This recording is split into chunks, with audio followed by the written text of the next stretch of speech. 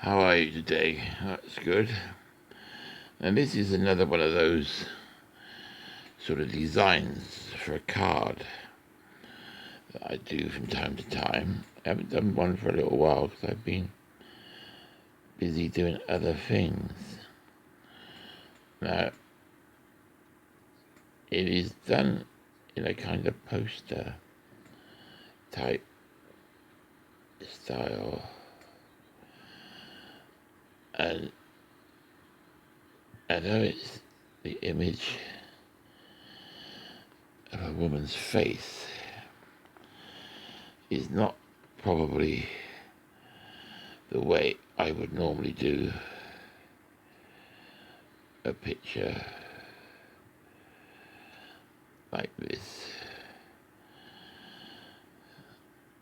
It's a particular style I expect you've seen before, which seems to be quite pleasing.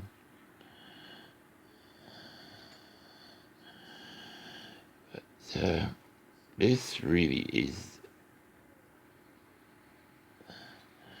I suppose, if we were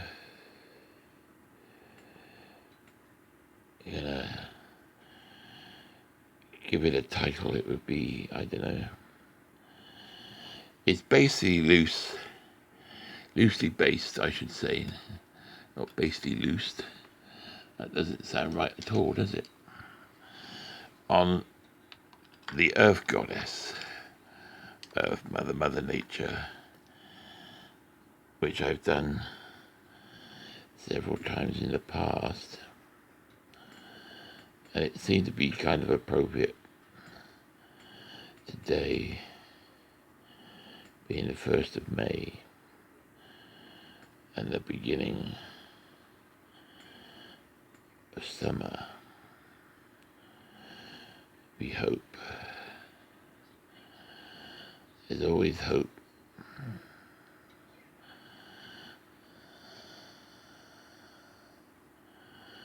Always hope.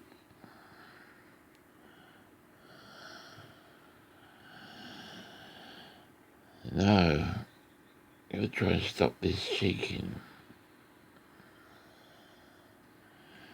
on the camera. Not quite sure how I'm going to do that because I'm actually resting on the surface that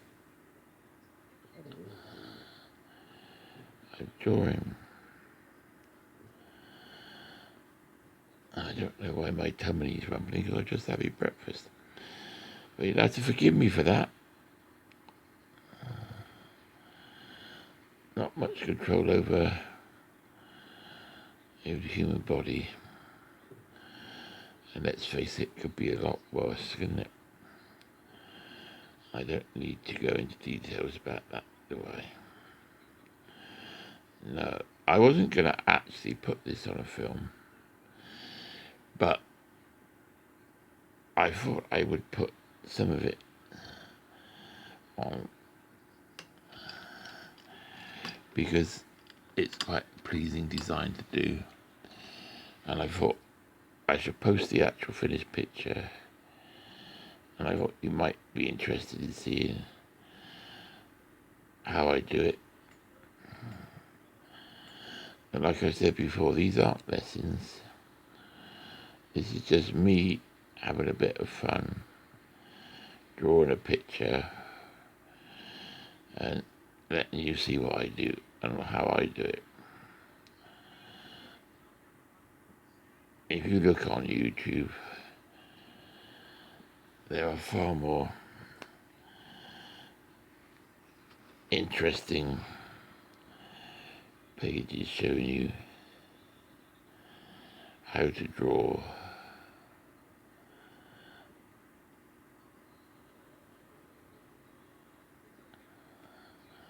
that I could ever do.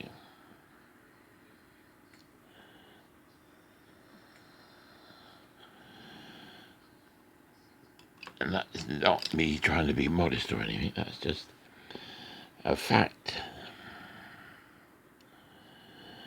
Now, I would sometimes, and I did think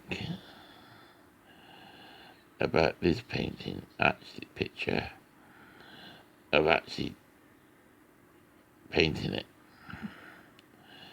with the watercolours. But I have to be honest, I decided against it. I went for the trusty watercolour pencils instead. I could always put some water on a brush these out later if I decide I want to do that. Now, these aren't actual any species of plant or leaf on this particular design, because I'm actually working straight off my head and straight onto the paper, which I tend to do sometimes, and I kind of like that freedom. Sitting there trying to copy something is really not my idea of fun. I do portraits, and I do human portraits, and I do animal portraits.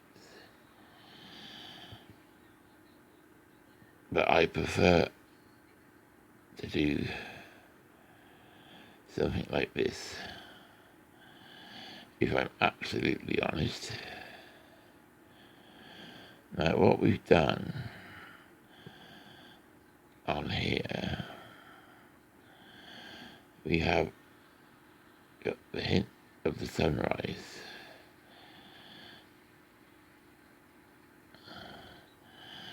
and I did start to draw a raven here, and I got sidetracked and decided to let you see what I was doing. Mr. Raven here got a bit overshadowed by that.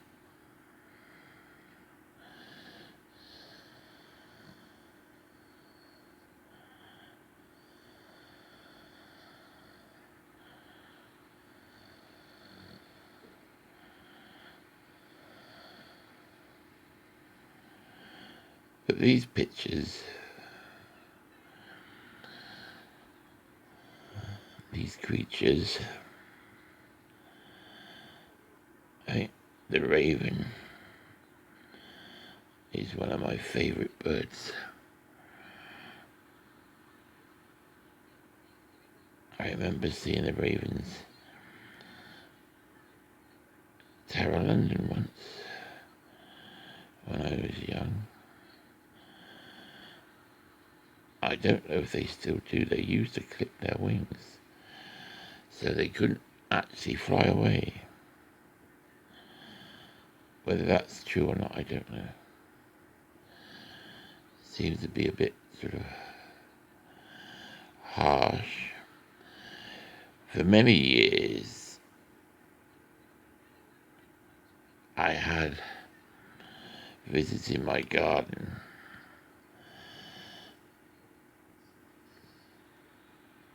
some crows that nested across the road in an oak tree that was in somebody's garden.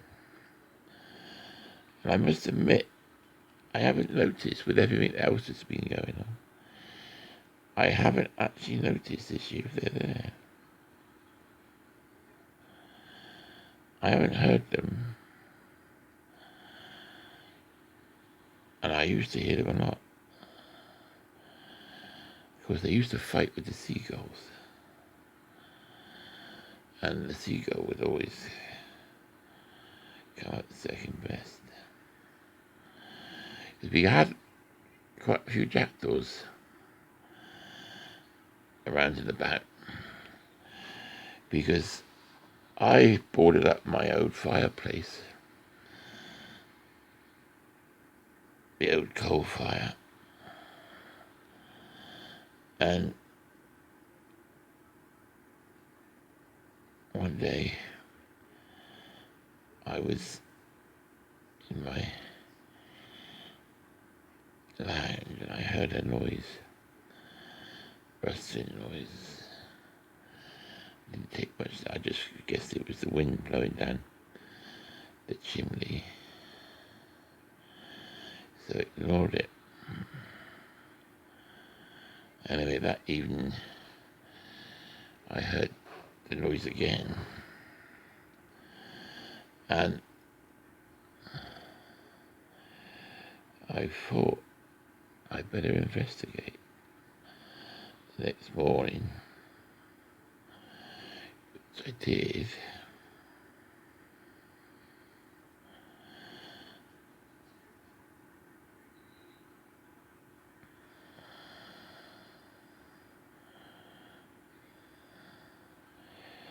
and I pulled the piece of board out that I had put in place to cover up the fireplace, and bless my soul, I could hear him up the chimney, but I couldn't see him, and I wasn't quite sure what it was, and he wouldn't come down, because I think he was more frightened of me than he was of his current predicament. So, and I knew there was a bird basically trapped in the fireplace, but I didn't know what it was. Basically, get to the point, and I had no idea how I was going to get him out. And then I had the brainwave of thinking he was stuck in that chimney in the dark, and he'd been there since obviously yesterday, so he was getting dehydrated, and I didn't know how much longer he was going to last with the shock and everything else that was going on. So I had the brainwave. If I put a laundry basket, one of those plastic oblong laundry baskets,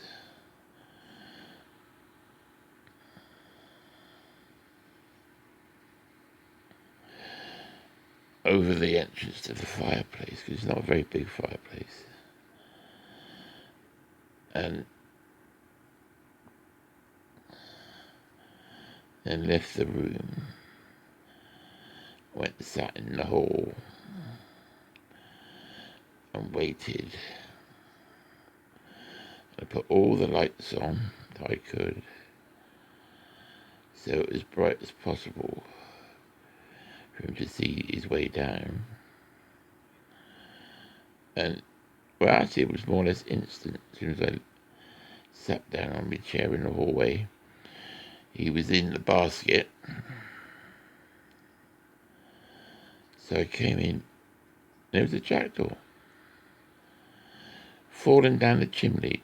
Now, I think he was probably knocked down the chimney by a seagull, because although they're seagulls, they're actually land gulls now, really.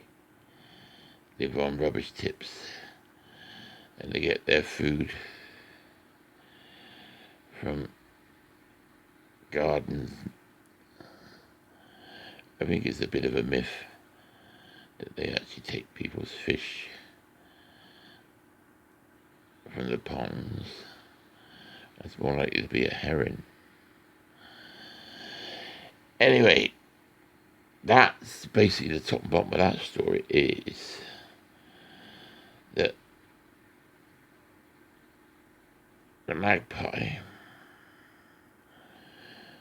was stuck up the chimney, but it had a happy ending because I got him out, and I didn't mess about. I got to be honest with you, taking selfies of this poor creature, because like I said, he's been there a day, at least a day, and the night may have been a bit longer.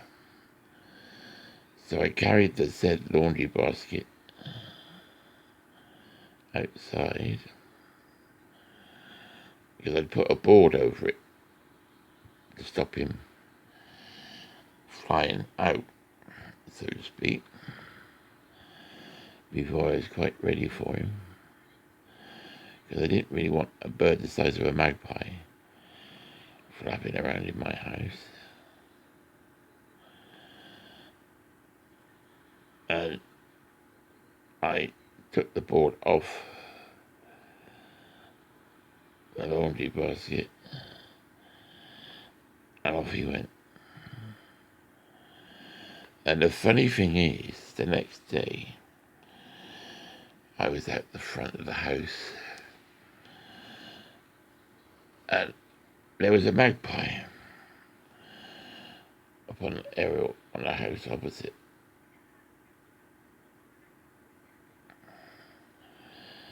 And he came over and flew over and landed quite near, and it was almost like the old jackdaw had flown in to say thank you.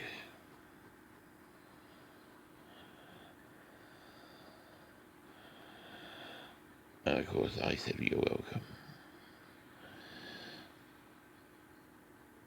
And because apparently quite intelligent birds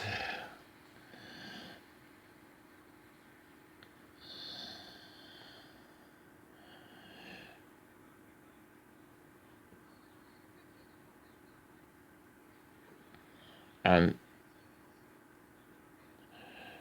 I know people have had minor birds, which is the same kind of family as the jackdaw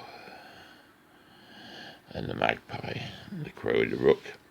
Now, when I was at college, we had a rookery, and that was actually quite near where I used to sleep, my dormitory. And those boys weren't shy of making a bit of a noise in the spring, I can tell you. Cool. And it was quite a big, long-established rookery. Something you don't tend to see that often these days. But of course, when I was a child again, something we saw quite frequently, really. And heard, more to the point. Now, I don't know if we got this raven quite right yet. I think we might have to spend a bit of time on this chap. You have to look at the picture or whatever you're using constantly to get these things right.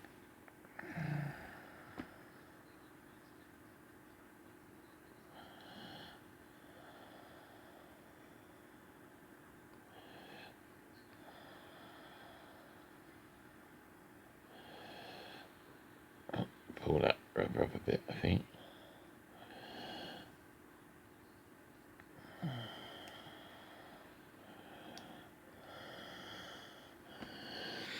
And so really that's the story of the jackdaw. Now I can't remember, because Sally actually did christen him, but I can't remember what she called him now. And we got, like I say, several that fly around here.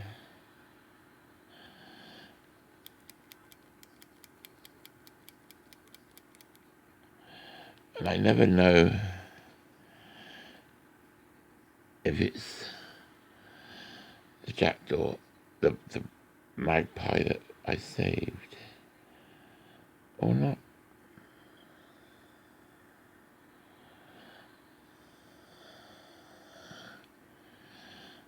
Still, I don't suppose on the grand scale of things that really matters, does it? As long as we saved him, which we did.